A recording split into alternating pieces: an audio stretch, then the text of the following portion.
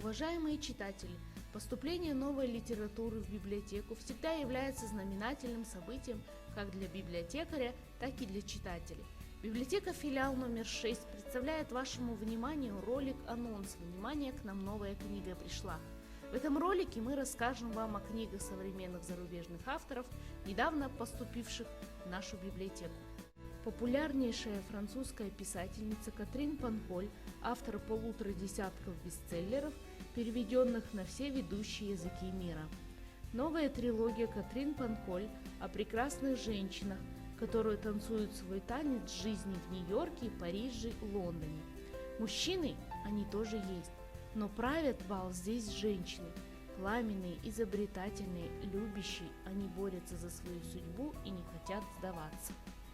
Главная героиня книги «Звезда в оранжевом комбинезоне» Стелла Валенти, голубоглазая красавица, которая занимается утилизацией металлолома и носит оранжевый рабочий комбинезон, скрывая в своей груди нежное трепетное сердце. Дом Стеллы охраняет 3 большие собаки. Она одна воспитывает сына, а отец мальчика лишь изредка приходит к ним по ночам. С какими же тайнами прошлого Стелле предстоит разобраться раз и навсегда. Вторая книга трилогии «Гортензия в маленьком черном платье» расскажет вам о женщине, которая жаждет славы. В ней есть дерзость, стиль, энергия, и вдобавок она счастливая обладательница на редкость стервозного характера. В общем, она совершенство. Гортензия мечтает открыть собственный дом моды и ищет идеи для первой коллекции. Но все вокруг отвлекают ее. Младшая сестра и мать то и дело жалуются на личные неурядицы, а возлюбленный пианист Гэри не хочет потакать ее капризам и слишком уж увлеченно репетирует дуэт со страшненькой скрипачкой Калипсо. Оказывается, совсем непросто жить так, как хочется. Книга «Новое платье Леони» расскажет о бравом пожарнике из города Сен-Шалан.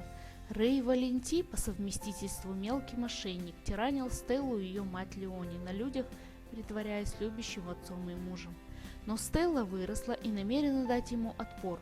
Пусть и кажется, что силы не равны, она полна решимости, разоблачив махинации Рэя и помочь матери вырваться из-под его гнета.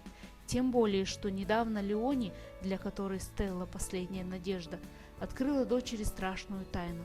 Рэй на самом деле ей не отец.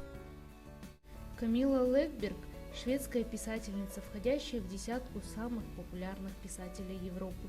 Ее романы переведены более чем на 30 языков и проданы тиражом более 15 миллионов экземпляров. Детектив-бестселлер «Ангелотворец» повествует о странных событиях, произошедших на острове Валли много лет назад. Тогда в темную рождественскую ночь вся семья Эббы Старк загадочным образом пропала, не оставив и следа. Сама же Эбба была слишком маленькой, чтобы помнить хоть что-нибудь. Исчезновение ее семьи так и осталось тайной за 7 печатями. Но, видимо, кто-то весьма напуган тем, что Эбба вновь вернулась в эти края, потому что вскоре дом Старков поджигают, а в его хозяйку стреляют через окно гостиной. Дело о покушении на убийство занялась команда Патрика Хедстрома. И, как всегда, параллельное расследование начала его жена, писательница Эрика Фальк. Американская писательница Бекка Фицпатрик прославилась в литературном мире благодаря своим книгам в жанре фэнтези и фантастики, ставшими бестселлерами. Сюжеты автора всегда богаты событиями и историями. Это и является секретом успеха. Среди ее читателей люди разного возраста, которым по душе произведения о волшебстве, любовные романы о вампирах. В жизни Норы, главной героини книги «О чем молчат ангелы», все по правилам. Отличная учеба, выбор перспективного колледжа и никаких неожиданностей. Она не совершает ошибок. Ее первой ошибкой стал Патч. Он, кажется, знает о ней больше, чем она сама. Его мимолетная улыбка заставляет сердце пропускать удары. Но тот пугающий мрак, что таится в нем, рано или поздно откроется Норе, и тогда ей придется выбирать, кому верить в извечном противостоянии небесного воинства и ангелов, изгнанных из рая.